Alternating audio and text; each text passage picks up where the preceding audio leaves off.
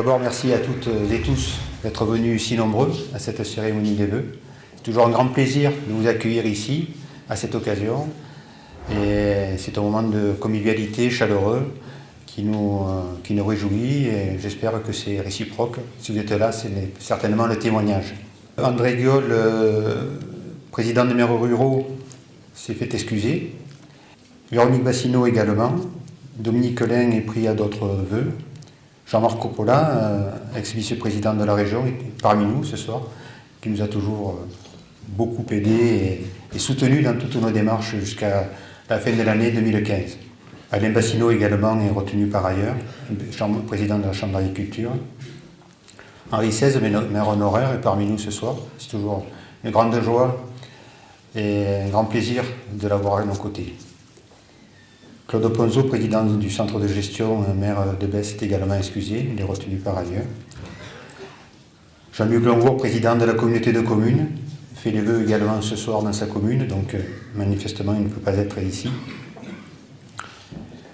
Mesdames et messieurs les maires, les adjoints et conseillers municipaux qui ce soir représentent leur commune et qui nous font le plaisir d'être à nos côtés et que je remercie vivement. Olivier Blanc, représentant les pompiers de Pignan. Nicolas Moulin, représentant la brigade de gendarmerie de Pierrefeu, qui couvre notre territoire. L'abbé Forestier, qui ce soir nous a rejoints, qui représente l'Église. Monsieur Bordy, représentant l'association des musulmans. Mesdames et messieurs les représentants des associations carnoulaises et tous les bénévoles qui s'y emploient. Mesdames et messieurs les élus du conseil municipal qui sont installés derrière moi. Mesdames et messieurs, chers concitoyens, chers amis. Nous fermons la page d'une tranche de vie en ce début d'année, celle de l'année 2015, chargée d'événements majeurs sur le plan national comme international. Dans ce contexte, certains, à titre personnel, ont connu des moments propices, d'autres des jours moins heureux. Quels que soient nos vécus individuels, les atteintes à nos valeurs républicaines ne peuvent nous laisser indifférents. Elles nous attristent, toutes et tous. Elles nous inquiètent. Vous ne l'avez pas oublié, et depuis 2 ou 3 jours, les commémorations ne manquent pas. L'an dernier, nous affichions tous Charlie, suite aux événements qui sont tenus du 7 au 9 janvier 2015. Nous ne pouvions imaginer que cela se renouvellerait dans la même année, avec autant de violence, mais une ampleur bien plus grande. C'est à chaque fois l'occasion de nous rappeler l'histoire de notre pays, pour ne pas commettre les mêmes erreurs que par le passé, en résistant aux tentations d'exclusion qui ont assombri l'image de la France, pourtant porteuse des valeurs républicaines, liberté, égalité, fraternité. La culture de la paix est un ensemble de valeurs, attitudes, comportements et modes de vie qui rejettent la violence et préviennent les conflits en s'attaquant à leurs racines par le dialogue et la négociation entre les individus. Chaque jour, chaque instant, il nous appartient d'apporter notre pierre à l'édifice de la paix en ne laissant aucun de nos compatriotes sur le quai. L'année 2015 a été un vaste chantier législatif qui a réorganisé les régions après que les cantons ont été recomposés sans cohésion. Notre région PACA, pour sa part, n'a pas subi de modification de périmètre. Les 2 résultats électoraux démontrent bien la lassitude qui touche un grand nombre d'électeurs. Cette idée qu'il n'y a plus d'issue, que l'on ne peut plus croire en la politique, ce rejet, conduisent à un abstentionnisme dont on connaît les résultats.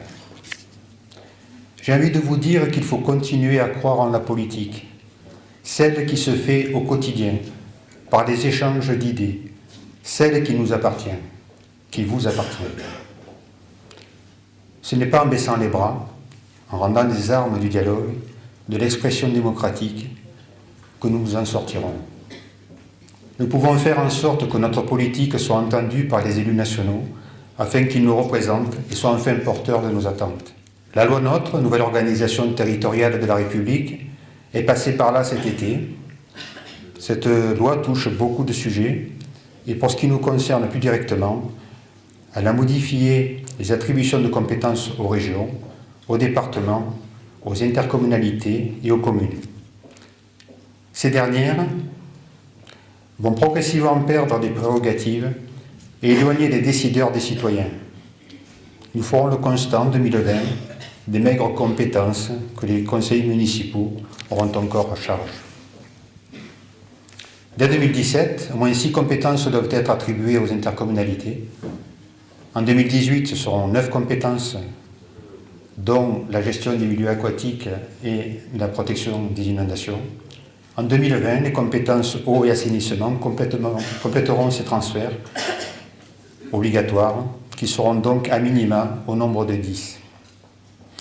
Depuis les lois de décentralisation de Gaston Defferre en 1982, où l'intercommunalité était incitative pour faire ensemble ce qui paraissait difficile de faire seul, où les rapprochements étaient volontaires, souhaités, le train de l'intercommunalité avance en accélérant pour réunir des compétences qui nous échappent sans que nous ayons le choix. À chaque étape, les communes se vident de leurs prérogatives, les citoyens sont éloignés des décisions, la dimension humaine, la notion de proximité perdent leur sens. Que restera-t-il après 2020 ? Entre-temps, il faut continuer localement à prospérer, tant que nous le pouvons encore un peu. Vous le savez, les diminutions de dotations attribuées aux collectivités sont programmées jusqu'en 2017 pour l'instant. En 2014, c'était l'équivalent d'1,5 point de notre fiscalité qui était perdu, en comparaison des dotations. En 2014, c'est l'équivalent de 3%, sans augmentation de fiscalité locale. En 2016, même perte de 3%, et idem en 2017. À ce stade, nous ne pourrons garantir la stabilité des taxes locales, même si c'est notre souhait, mais rien n'est encore fait.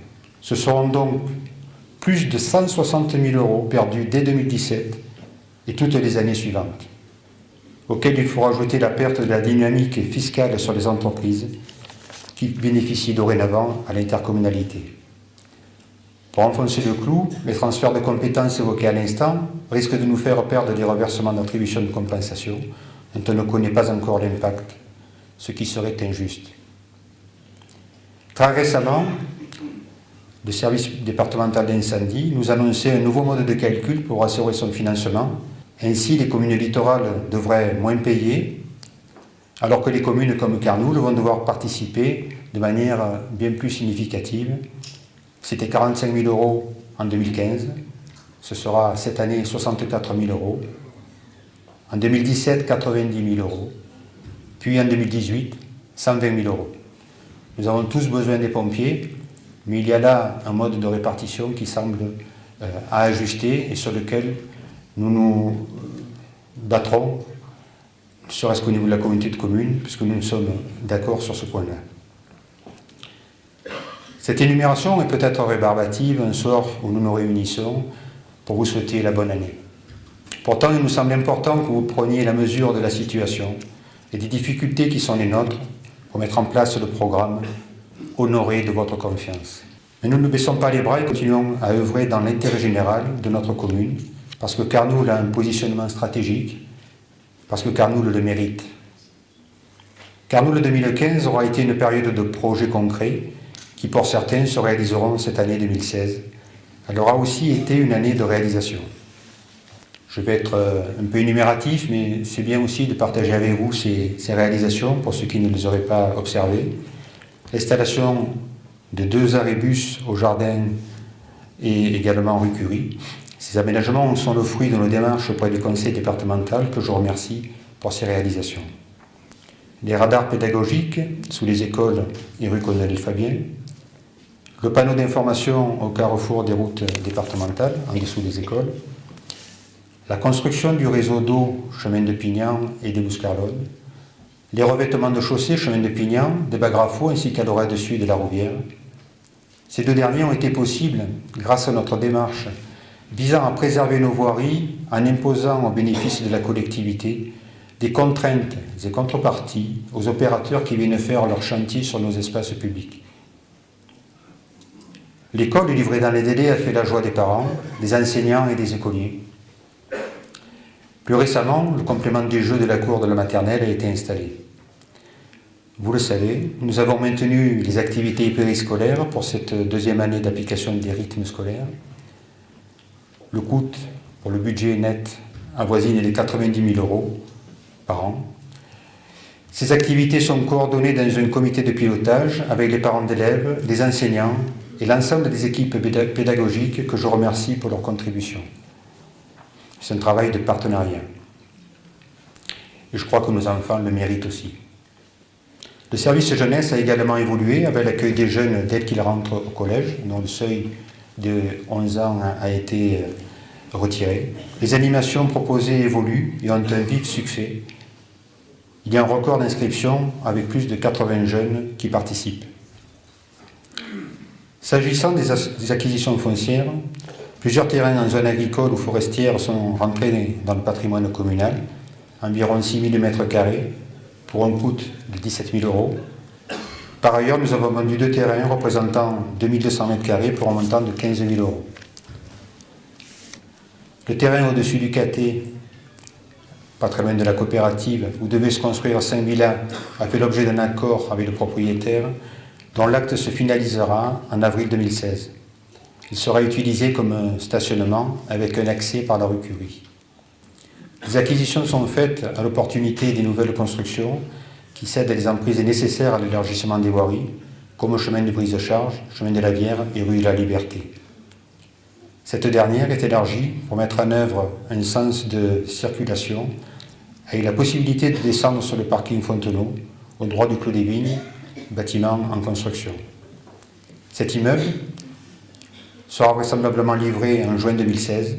Il comporte, je le rappelle, 55 logements, dont 22 locatifs sociaux, des parkings intégrés et des accès préservés pour les propriétaires qui sont situés à l'arrière, ce qui permet aussi de les désenclaver. Chemin de la Vière, un mur de soutènement a été commandé le mois dernier. Le chantier débutera certainement la semaine prochaine.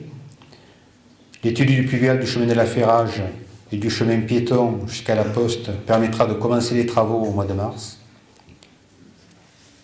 Tout ce que nous faisons est bien sûr fait avec l'appui des services municipaux. Les élus ne feraient pas grand-chose sans l'appui des techniciens, des administratifs. Et c'est dans le cadre d'un partenariat que nous travaillons avec les services. Face à la complexité administrative qui croît chaque jour, au changement des normes et des procédures, face à la nécessité de réaliser des chantiers que nos services techniques sont en capacité d'exécuter, le partage de solutions conduit à une production riche et de qualité. Qu'il nous soit permis de féliciter des agents des services municipaux, administratifs, d'animation et techniques qui tout au long de l'année s'emploient avec dynamisme à nos côtés. Côté travaux, ce sont plus de 24 chantiers représentant un équivalent financier supérieur à 100 000 € qu'ils ont réalisés.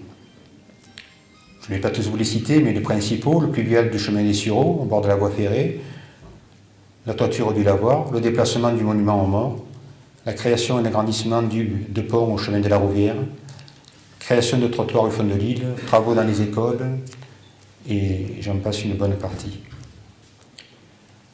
Mais la commune ne vit pas que par des travaux qu'elle réalise. Il y a aussi beaucoup d'activités qui représentent un peu le travail de l'ombre, qui donneront jour à des réalisations. Je souhaitais vous les faire partager pour les principales. Nous avons signé une convention avec la région pour être autorisés à aménager le parking de la gare, la région prenant en charge la location des emprises SNCF. C'est là que, sur ce dossier particulièrement, je remercie Jean-Marc Coppola, qui nous a aidés. Je me rappelle de nombreux voyages faits à Marseille, à ses côtés, avec Henri. Nous avons obtenu l'agrément de l'État pour installer des caméras de vidéoprotection et sommes dans l'attente du financement qui devrait se boucler dans le cadre du budget 2016. Afin de répondre aux difficultés de liaison téléphonique mobile, nous avons sollicité les opérateurs. Seule la société Free a accepté de s'installer, avec la possibilité de mutualiser le site avec un autre opérateur. L'antenne sera située au-dessus du nouveau réservoir, position stratégique en termes de réseau, et sera peu visible. Nous avons maintenu notre action de surveillance de l'installation classée d'équarrissage. en relation avec les riverains et l'association Vie de l'eau. Nos démarches ont permis l'organisation d'une nouvelle rencontre en préfecture pour travailler sur le raccordement de l'ERD 13 à la bretelle d'autoroute. Tous les acteurs étaient présents. Je remercie particulièrement le secrétaire général de la préfecture qui a organisé à ma demande cette réunion, le président du conseil départemental, ainsi que tous les participants. Un représentant de la région était présent également. Nous faisait partie aussi le responsable régional de l'exploitation Sarval. Nous avons signé une convention avec la Chambre d'agriculture dans le but d'étudier les possibilités de reprise agricole sur les terrains en friche et construire un projet agricole. Le Conservatoire des Oliviers a fait ses premiers pas lors d'une rencontre sur le terrain en présence des spécialistes de la Chambre d'agriculture et de bénévoles qui souhaitent aider pour sa réalisation. Le regroupement médical est en cours de finalisation. Le permis de construire est déposé. Nous avons confirmé au président du conseil départemental notre volonté d'accueillir un nouveau collège à Carnoul, sachant que ceux de Cuers et de Besse, je regarde le principal, sont déjà saturés et qu'il n'y a que 2 cycles qui sont basculés de Cuers vers Besse. Pour la deuxième fois, la rencontre avec les nouveaux arrivants s'est tenue au mois de décembre. Je salue et remercie au nom du conseil municipal toutes les associations qui ont pris le temps de participer à ce moment de convivialité. Le tissu associatif de Carnoul est exceptionnel. De nombreux bénévoles s'emploient pour développer des activités tout au long de l'année. C'est une richesse que nous soutenons pour qu'elle perdure, car elle est l'essence de la vie locale. Un grand merci à toutes et tous. Pour l'année à venir, nos intentions portent sur la concrétisation des travaux et installations que j'évoquais plus haut. L'essentiel de nos dépenses portera sur les acquisitions foncières indispensables à l'avenir de Carnoul. Le pluvial de déviation des eaux du ruisseau situé sous Intermarché sera réalisé en même temps que les aménagements du lotissement, qui devraient démarrer d'ici la fin du premier trimestre. L'étude du parking du cimetière sera réalisée. Quartier Saint-Michel, le prolongement du réseau d'eau sera effectué dans un premier temps jusqu'à la bretelle d'autoroute et, si possible, financièrement jusqu'au fond du quartier Gauriol. Nous avons obtenu des subventions pour réparer la réserve d'eau de la source communale. Ce chantier pourrait se faire en 2017. S'agissant du village des Tortues, l'enquête publique du dossier d'études d'impact devrait se tenir très prochainement. J'ai sollicité le préfet à cet effet pour mobiliser les acteurs administratifs de ces services dans les meilleurs délais. La liste des activités de l'équipe municipale ainsi énumérée n'est pas exhaustive, vous vous en doutez. Mais il est temps de conclure, il commence à faire chaud. Dans les prochaines semaines, nous allons travailler sur les capacités financières du budget 2016. Notre objectif sera de trouver les ressources suffisantes pour maintenir la dynamique locale avec la volonté de limiter l'impact fiscal, comme cela a été fait les 2 premières années de notre mandat. Je le disais au début de mon intervention, l'année passée a été difficile, socialement, économiquement, sur le plan de la sécurité nationale. Faisons que 2016 soit différente, meilleure. Faisons que nous puissions nous connaître, nous accepter, quelles que soient nos origines, nos croyances. Faisons de nos différences une richesse collective pour un monde meilleur. Pour illustrer cette espérance, je vous fais partager cette citation d'Indira Gandhi. « Nul homme qui aime son pays ne peut l'aider à progresser s'il ose négliger le moindre de ses compatriotes. » Ce soir, pour la 3e année, le buffet vous sera servi par les élus, traditionnellement, pas pour la 3e année, par les élus et les bénévoles. Mais pour la 3e année, il a été composé par l'auberge de la Tuilière, représentée par Guillaume Estézano, et Patrick Madet, traiteur sur Carnoul, et des brioches et galettes qui viendront un peu plus tard, préparées par nos 3 boulangers. Je vous invite maintenant à y prendre part. Bonne soirée bonne année, meilleurs vœux et vive Carnot!